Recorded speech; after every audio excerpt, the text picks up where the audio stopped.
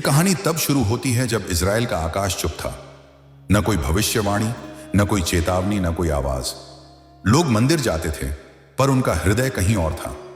वे यहोवा का नाम लेते थे लेकिन भरोसा बाल पर करते थे।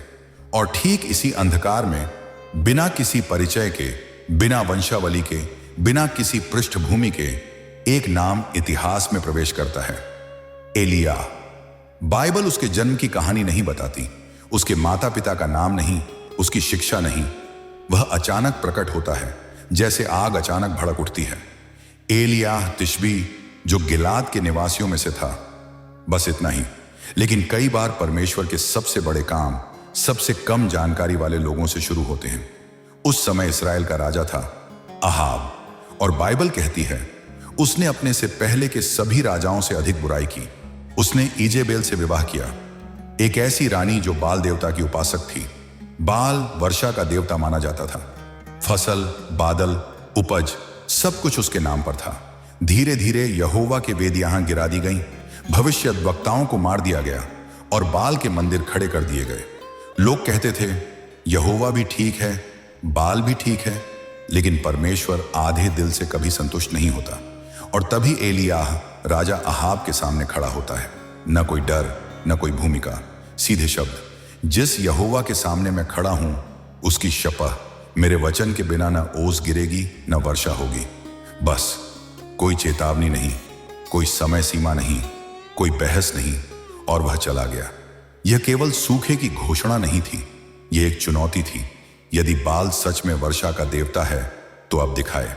दिन बीते, हफ्ते बीते, महीने बीते, आकाश वैसा ही रहा, सूखा, खामोश, निर्दयी। न ओस, न बादल, न राहत। खेत सूख गए, नदियां सिमट गईं, जानवर मरने लगे, और लोगों ने समझना शुरू किया यह सामान्य मौसम नहीं है। अब सोचिए, एलिय्याह कहां था? परमेश्वर ने उसे छिपा दिया, एक छोटे से नाले के पास, क्रीत नाला। वहां वह अकेला था, कोई भीड़ नहीं, कोई मंच नहीं। दिन में कौए उसके लिए रोटी और मांस लाते थे, सुबह भी, शाम भी। यह दृश्य अजीब है। जो भविष्यद्वक्ता राजा से टकराया वह अब कौं पर निर्भर है। लेकिन परमेश्वर अक्सर हमें पहले निर्भर रहना सिखाता है, फिर नेतृत्व देता है। फिर एक दिन नाला सूख गया, क्योंकि सूखा सबके लिए था, यहां तक कि भविष्यद्वक्ता के लिए भी।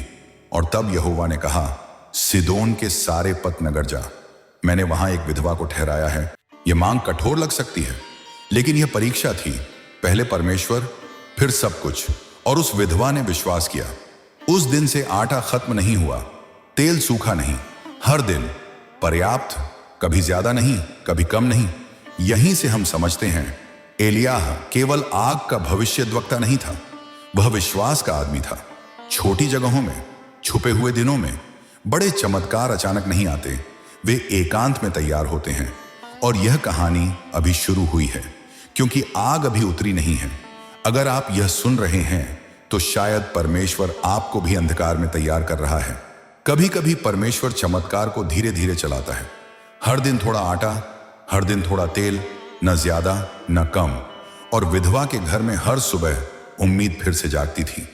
लेकिन चमत्कार का अर्थ यह नहीं कि संघर्ष समाप्त हो गया, क्योंकि विश्वास की असली परीक्षा अक्सर चमत्कार के बाद आती है। कुछ समय बीत गया और एक दिन विधवा का बेटा बीमार पड़ गया। पहले हल्की कमजोरी, फिर सांसों की परेशानी, फिर सांस रुक गई। घर में सन्नाटा छा गया।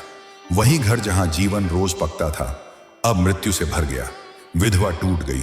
उसने एलिय्याह की ओर देखा और उसकी आवाज में दर्द और आरोप दोनों थे। हे परमेश्वर के जन, तू मेरे पास क्यों आया? क्या तू मेरे पापों को स्मरण कराने आया है? क्या तू मेरे बेटे को मार डालने आया है? ये सवाल कठोर थे, लेकिन सच्चे थे। जब दर्द असहनीय होता है तो प्रश्न भी तीखे हो जाते हैं। एलिय्याह चुप रहा। उसने बहस नहीं की, उसने उपदेश नहीं दिया। उसने कहा, अपना बेटा मुझे दे। और वह बच्चे को ऊपरी कमरे में ले गया, वही कमरा जहां वह खुद ठहरा था। और वहां पहली बार एलिय्याह मृत्यु के सामने अकेला खड़ा था। अब ना राजा था, ना भीड़, ना कोई मंच, सिर्फ एक मृत बच्चा और एक भविष्यद्वक्ता जिसने पहले कभी किसी को जिलाया नहीं था। एलिय्याह ने बच्चे को अपने बिस्तर पर लिटाया और उसने यहोवा को पुकारा, हे मेरे परमेश्वर, क्या तूने इस विधवा पर, जिसके यहां मैं ठहरा हूं, यह बुराई भी लाई है कि उसके बेटे को मार डाला? यह एक साहसी प्रार्थना थी। एलियाह स्थिति को छुपा नहीं रहा था, वह परमेश्वर से ईमानदारी से बात कर रहा था। फिर उसने बच्चे पर अपने आप को 3 बार फैलाया और पुकारा, हे यहोवा, इस बच्चे का प्राण इसमें फिर से आ जाए। और बाइबल कहती है, यहोवा ने एलियाह की सुनी, बच्चे का प्राण उसमें लौट आया, वह जीवित हो गया।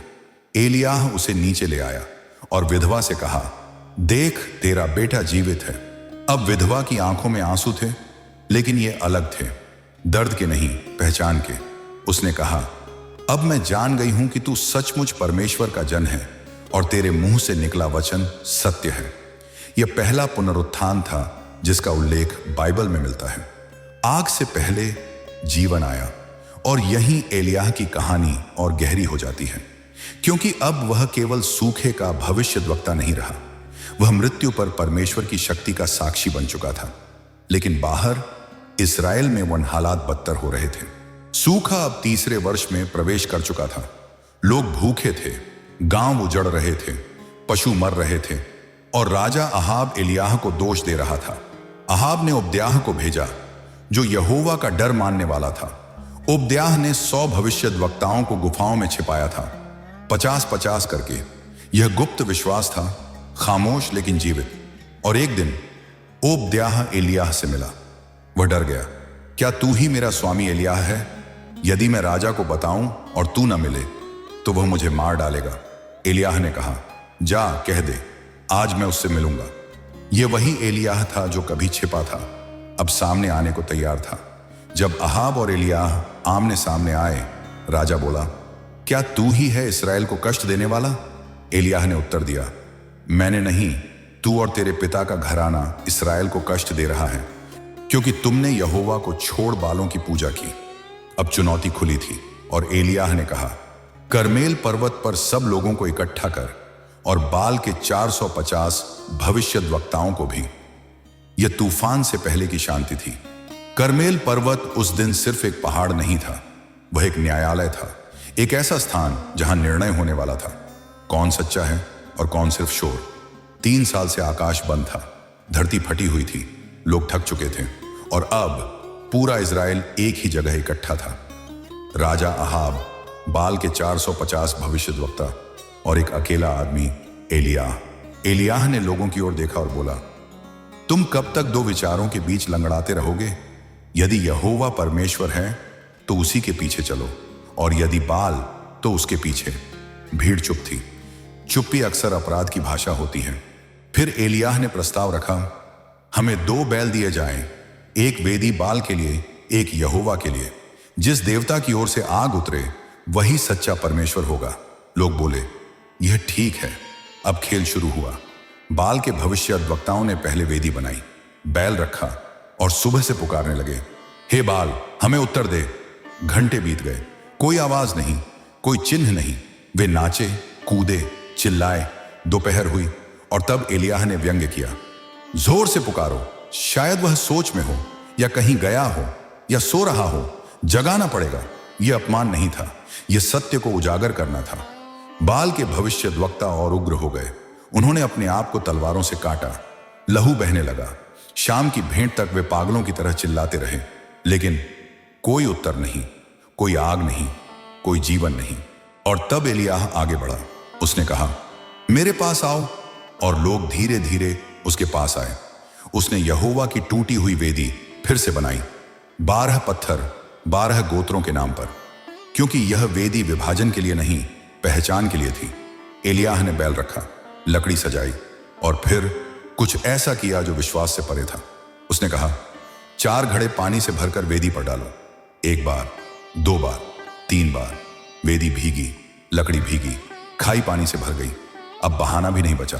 और तब एलियाह ने प्रार्थना की, न कोई नाच, न कोई चीख, न कोई उन्माद, बस शब्द, हे यहोवा, इब्राहिम, इसहाक और इस्राएल के परमेश्वर, आज यह प्रकट हो जाए कि तू ही इस्राएल में परमेश्वर है और मैं तेरा दास हूं। उत्तर दे, हे यहोवा, ताकि ये लोग जान लें कि तू ही सच्चा परमेश्वर है और तू ही उनके हृदयों को फिर से मोड़ रहा है। और तभी आग गिरी, आकाश से नहीं, स्वर्ग से। उसने होम बलि को भस्म किया, लकड़ी को जला दिया, पत्थरों को चाट लिया। और पानी को भी सुखा दिया। पूरा पर्वत सांस रोककर देख रहा था। लोगों ने मुंह के बल गिरकर कहा, यहोवा ही परमेश्वर है, यहोवा ही परमेश्वर है। 3 साल की चुप्पी एक पल में टूट गई। एलियाह ने कहा, बाल के भविष्यद्वक्ताओं को पकड़ो, एक भी न छूटे। और उस दिन झूठ का अंत हुआ। लेकिन कहानी यहीं समाप्त नहीं होती, क्योंकि आग गिरने के बाद भी वर्षा नहीं आई थी और एलियाह जानता था अगला अध्याय घुटनों पर लिखा जाएगा। आग उतर चुकी थी, झूठ जल चुका था और लोग चिल्ला रहे थे, यहोवा ही परमेश्वर है। लेकिन आकाश अब भी बंद था। 3 साल से धरती ने एक बूंद नहीं देखी थी। कर्मेल पर्वत पर जयकार थी, पर खेत अब भी सूखे थे, क्योंकि कुछ चमत्कार तालियों के बीच नहीं आते, वे घुटनों पर आते हैं। एलियाह ने राजा अहाब से कहा, खा और पी ले, क्योंकि भारी वर्षा का शब्द सुनाई देता है। यह वाक्य आश्चर्यजनक था। न बादल थे, न हवा, न बिजली, सिर्फ विश्वास। और फिर एलियाह कर्मेल की चोटी पर चढ़ गया। वह अकेला था, न भीड़, न मंच, न कैमरे। वह झुक गया। उसने अपना सिर अपने घुटनों के बीच रख लिया। यह मुद्रा थकान की नहीं, निर्भरता की थी। एलियाह ने अपने सेवक से कहा, जा समुद्र की ओर देख। सेवक गया, लौटा, कुछ नहीं है। फिर से प्रार्थना, जा फिर देख। फिर उत्तर वही, कुछ नहीं। 1 बार, 2 बार, 3 बार, कुछ नहीं। यहीं अधिकांश लोग रुक जाते हैं, लेकिन एलियाह नहीं रुका। 6ठी बार भी उत्तर वही था, कुछ नहीं। फिर भी एलियाह ने हार नहीं मानी और 7वीं बार सेवक लौटा और उसकी आवाज बदली हुई थी।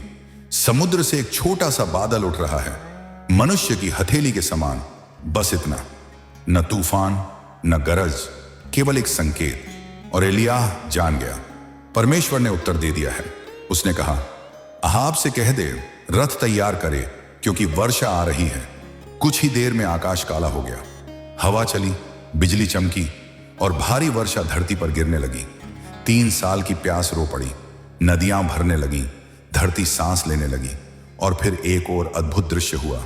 यहोवा का हाथ एलियाह पर आया और वह राजा के रथ से आगे आगे यिज्रेल तक दौड़ता हुआ गया। वह भविष्यद्वक्ता जो आकाश को बंद करता है, अब वर्षा के साथ दौड़ रहा था। लेकिन यहीं से कहानी का स्वर बदलता है, क्योंकि जीत के बाद अक्सर सबसे कठिन क्षण आते हैं।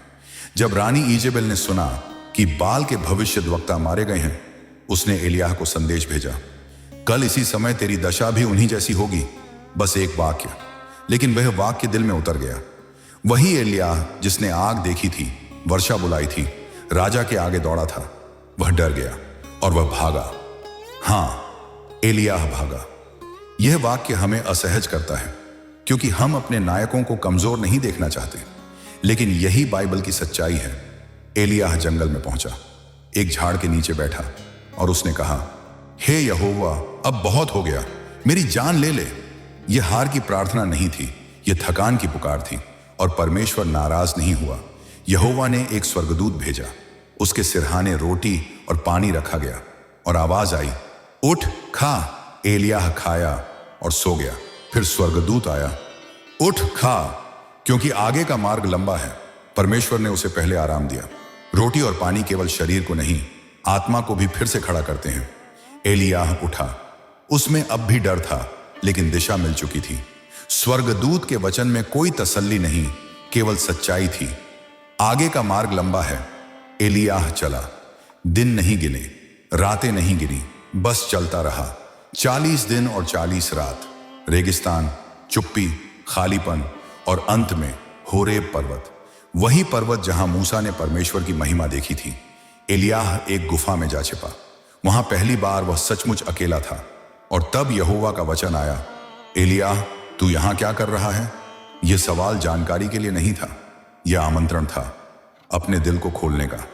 एलियाह बोला, मैं तेरे लिए बहुत जलन करता रहा हूं, हे यहोवा, पर इस्राएल ने तेरा वाचा तोड़ा, तेरे वेदियां गिरा दी, तेरे भविष्यद्वक्ताओं को मार डाला, और अब केवल मैं ही बचा हूं और वे मेरी जान लेने को ढूंढ रहे हैं। यह थकान की गवाही थी, यह अकेलेपन की पुकार थी। यहोवा ने कहा, बाहर निकल और पर्वत पर मेरे सामने खड़ा हो। और तब परमेश्वर का उत्तर दृश्य बन गया। पहले एक प्रचंड आंधी, इतनी तेज कि चट्टानें टूट गईं, लेकिन यहोवा आंधी में नहीं था। फिर भूकंप आया, पर्वत कांप उठा, लेकिन यहोवा भूकंप में भी नहीं था। फिर आग आई, तेज, भयानक, लेकिन यहोवा आग में भी नहीं था।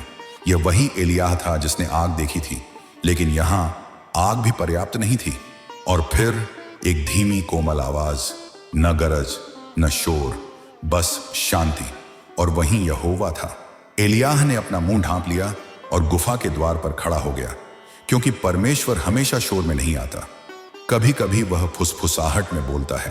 परमेश्वर जब किसी को फिर से भेजता है तो वह खाली हाथ नहीं भेजता, वह उद्देश्य देता है, दिशा देता है, और कभी कभी उत्तराधिकारी भी। होरेब से उतरकर एलियाह फिर से इस्राएल की धरती पर लौटा। अब उसके कदमों में भागने की जल्दबाजी नहीं थी। अब वह जानता था वह अकेला नहीं है। एक दिन वह अबेल महोला पहुंचा। खेत फैले थे, मिट्टी पलटी जा रही थी, 12 जोड़ी बैल हल खींच रहे थे, और उनके पीछे एक युवक चल रहा था। उसका नाम था एलीशा। वह भविष्यद्वक्ता नहीं था, वह राजा नहीं था, वह कोई चमत्कारी नहीं था, वह एक किसान था। एलियाह बिना कुछ कहे उसके पास से गुजरा और अपना चोगा उस पर डाल दिया। बस इतना, कोई भाषण नहीं, कोई समझौता नहीं, लेकिन उस चोगे में एक बुलाहट थी।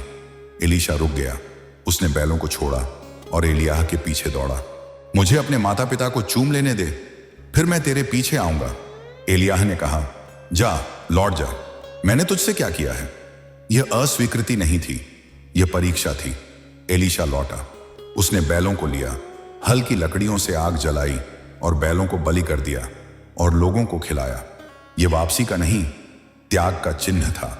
और फिर एलीशा एलियाह के पीछे चल पड़ा। वह उसका सेवक बन गया। कोई मंच नहीं, कोई प्रचार नहीं, बस सीखना, देखना, साथ चलना। साल बीतते गए। एलियाह अब भी परमेश्वर का वचन बोलता रहा। उसने राजा अहाब को नाबोत की दाख की बारी के लिए फिर से ललकारा। उसने कहा, तूने हत्या भी की और अधिकार भी लिया, और न्याय की घोषणा हुई। क्योंकि परमेश्वर अन्याय को कभी अनदेखा नहीं करता।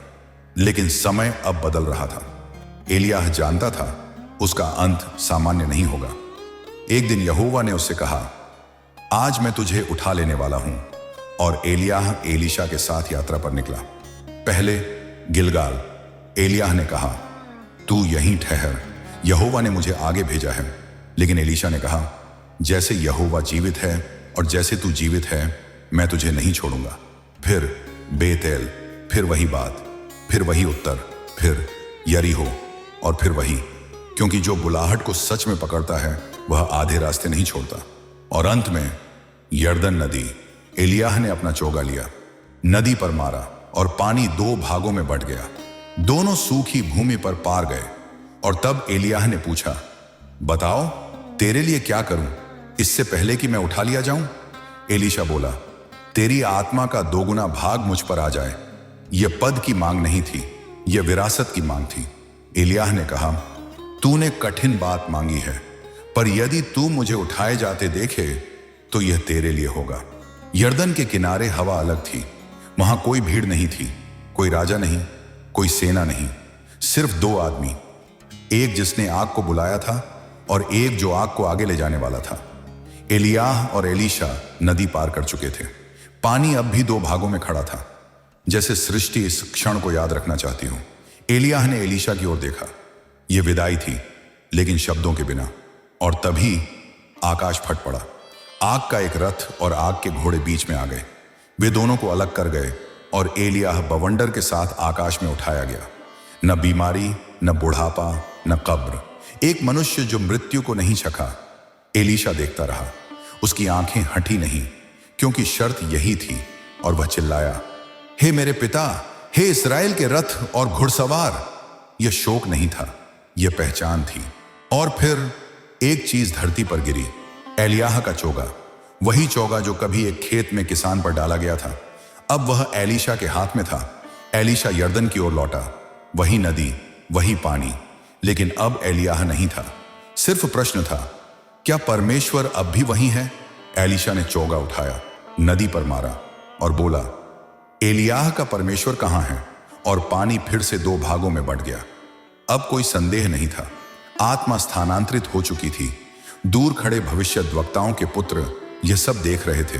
उन्होंने कहा, एलियाह की आत्मा एलीशा पर ठहरी है और उन्होंने उसे दंडवत किया। लेकिन कहानी यहां खत्म नहीं होती, क्योंकि एलियाह आकाश में चला गया, लेकिन पृथ्वी पर उसकी गूंज रह गई। कुछ समय बाद राजा अहाज्याह बीमार पड़ा। उसने बाल जबूब से पूछ भेजा और एलियाह का वचन फिर गूंजा, क्या इस्राएल में कोई परमेश्वर नहीं कि तुम बाल जबूब से पूछते हो? और न्याय फिर घोषित हुआ। यह एलियाह की धरती पर आखिरी गूंज थी, एक आग जो बुझी नहीं। सदियां बीती, नबी आए, नबी गए, लेकिन एक वादा बाकी रहा। यहोवा का महान और भयानक दिन आने से पहले मैं एलियाह को भेजूंगा। और फिर एक जंगल में एक आवाज गूंजी, प्रभु का मार्ग तैयार करो। उसका वस्त्र ऊंट के बाल का था, उसका भोजन टिड्डी और मधु। लोग पूछते थे, क्या यह एलिय्याह है? यीशु ने कहा, यदि तुम समझ सको तो यूहन्ना बपतिस्मा देने वाला वही एलिय्याह है जो आने वाला था। एलिय्याह आकाश में उठा लिया गया, लेकिन उसकी कहानी धरती से नहीं गई। कुछ लोग चले जाते हैं, पर उनकी आवाज समय में गूंजती रहती है। एलिय्याह भी उन्हीं में से एक था। एलीशा अब अकेला नहीं था। उसके हाथ में चोगा था, लेकिन उसके भीतर डर भी था, क्योंकि विरासत सिर्फ सम्मान नहीं होती, वह जिम्मेदारी भी होती है। यर्दन के पार पहला कदम एक प्रश्न था, क्या मैं सच में इसके योग्य हूं?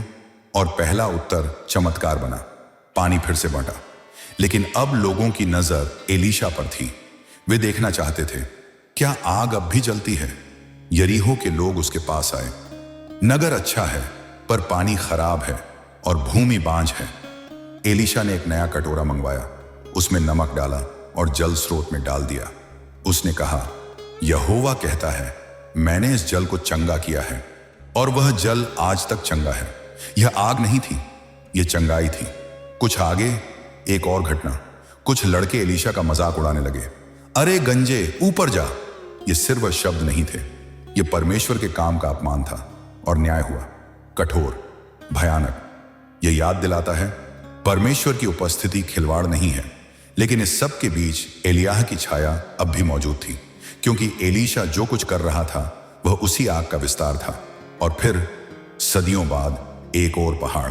इस बार करमेल नहीं, होरेब नहीं, यह था रूपांतरण का पहाड़। यीशु वहां था और उसके साथ दो व्यक्ति प्रकट हुए, मूसा और एलिय्याह। एक जिसने व्यवस्था दी, एक जिसने भविष्यवाणी की, और दोनों मसीह के साथ खड़े थे। यह क्षण इतिहास का नहीं, परिपूर्णता का था। व्यवस्था, भविष्यवाणी और अनुग्रह तीनों एक ही स्थान पर। और बादल में से एक आवाज आई, यह मेरा प्रिय पुत्र है, इसी की सुनो। अब कोई और बीच में नहीं, अब आग एक व्यक्ति में है। यही एलिय्याह की कहानी अपनी पराकाष्ठा छूती है, क्योंकि जो आग कभी वेदी पर गिरी थी वह अब एक जीवन में पूर्ण हो गई। कुछ कहानियां तालियों पर खत्म नहीं होती, वे चेतावनी पर खत्म होती हैं। एलिय्याह की कहानी भी ऐसी ही है। आग उतर चुकी थी, वर्षा आ चुकी थी, विरासत सौंप दी गई थी, लेकिन संसार अब भी वैसा ही था, डगमगाता हुआ। एलीशा धरती पर काम कर रहा था, यीशु स्वर्ग से उतरा हुआ अनुग्रह था। और फिर भी मनुष्य का हृदय अब भी दो विचारों में लंगड़ा रहा था। यही कारण है कि एलिय्याह की आवाज पूरी तरह खामोश नहीं हुई। मलाकी, पुराने नियम का आखिरी भविष्यद्वक्ता, एक वाक्य लिखता है जो इतिहास को खुला छोड़ देता है। देखो, यहोवा का वह महान और भयानक दिन आने से पहले मैं भविष्यद्वक्ता एलिय्याह को तुम्हारे पास भेजूंगा। वह पिता के हृदय पुत्रों की ओर और पुत्रों के हृदय पिता की ओर फिर से मोड़ेगा। यह आग का वादा नहीं था, यह मेल मिलाप का वादा था, क्योंकि अंत के दिनों में सबसे बड़ा संकट मूर्ति पूजा नहीं होती, वह होती है टूटा हुआ संबंध, बंटा हुआ हृदय, सूखी हुई करुणा। यीशु आया, क्रूस हुआ, पुनरुत्थान हुआ, और बहुतों ने सोचा अब सब पूरा हो गया। लेकिन यीशु स्वयं कहता है, एलिय्याह आया था और उन्होंने उसे नहीं पहचाना। यह वाक्य हमें रोक देता है, क्योंकि कभी कभी परमेश्वर का काम हमारी उम्मीदों जैसा नहीं दिखता। एलिय्याह आग के रथ में गया था, लेकिन उसका आत्मिक स्वरूप यूहन्ना बपतिस्मा देने वाले में आया। न महिमा में बल्कि पश्चाताप में, न राजसी वस्त्रों में बल्कि ऊंट के बाल में, न मंदिर में बल्कि जंगल में। और यही अंत के समय का नमूना है। परमेश्वर भीड़ से नहीं, दिल से बोलता है। यीशु ने कहा, जैसे एलिय्याह के दिनों में था वैसे ही मनुष्य के पुत्र के दिनों में होगा। खाना पीना, शादी ब्याह, व्यस्तता, लेकिन भीतर सूखा। आज भी आकाश बंद नहीं है, पर दिल बंद है। आज भी वेदी टूटी हुई है, पत्थरों से नहीं, प्राथमिकताओं से। एलियाह की आत्मा आज भी आग बुलाने नहीं, दिल मोड़ने आती है। यह आत्मा चीखती नहीं, झकझोरती है। ये कहती है, कब तक दो विचारों के बीच लंगड़ाते रहोगे? और यह प्रश्न आज भी हवा में तैर रहा है, चर्च में, घरों में, स्क्रीन के सामने। कुछ कहानियां शब्दों पर समाप्त नहीं होती, वे निर्णय पर समाप्त होती हैं। एलियाह की कहानी भी वहीं आकर रुकती है, आपके सामने। एलियाह अब धरती पर नहीं है, न करमेल पर्वत पर, न यर्दन के किनारे, लेकिन उसकी आवाज आज भी जीवित है, क्योंकि परमेश्वर कभी केवल इतिहास में नहीं बोलता, वह वर्तमान में बोलता है। एलियाह ने आग को बुलाया, हाँ, लेकिन उससे भी बड़ा काम उसने यह किया, उसने लोगों को निर्णय के सामने खड़ा किया। यदि यहोवा परमेश्वर है तो उसी के पीछे चलो। यह वाक्य करमेल के लिए नहीं था, यह हर पीढ़ी के लिए है। आज हम बाल की मूर्तियां पत्थर से नहीं बनाते, हम उन्हें प्राथमिकताओं से बनाते हैं। काम, नाम, डर, सुरक्षा, स्वार्थ, और फिर कहते हैं परमेश्वर भी है। लेकिन एलियाह का सवाल अब भी वही है, कब तक दो विचारों के बीच लंगड़ाते रहोगे? एलियाह की आग सिर्फ चमत्कार नहीं थी, वह शुद्ध थी। उसने दिखाया कि झूठ कितना भी शोर मचा ले, अंत में खामोश हो जाता है। लेकिन याद रखिए, एलियाह आग के बाद भागा भी था। वह डर गया था, वह थक गया था। उसने कहा था, हे यहोवा, अब बहुत हो गया। और यही उसकी कहानी को हमारी कहानी बनाता है, क्योंकि हम भी कभी कभी आग के बाद थक जाते हैं, हम भी विश्वास के बाद डर जाते हैं, हम भी सेवा के बाद खाली हो जाते हैं। और तब परमेश्वर हमें आग नहीं देता, वह हमें रोटी देता है, पानी देता है और शांति देता है। एलियाह ने सीखा, परमेश्वर हर बार आंधी में नहीं आता, हर बार भूकंप में नहीं आता, हर बार आग में नहीं आता। कभी कभी वह धीमी, कोमल आवाज में आता है। और वही आवाज आज भी आपसे बात कर रही है। एलियाह मरा नहीं, उसे उठा लिया गया, लेकिन उससे भी गहरी बात यह है, उसका काम उठाया नहीं गया, वह आगे बढ़ाया गया। पहले एलीशा के द्वारा, फिर यूहन्ना बपतिस्मा देने वाले के द्वारा, और अंत में यीशु मसीह में। करमेल की आग क्रूस पर पूरी हुई, क्योंकि वहां परमेश्वर ने आकाश से आग नहीं गिराई, उसने अपने पुत्र को दे दिया।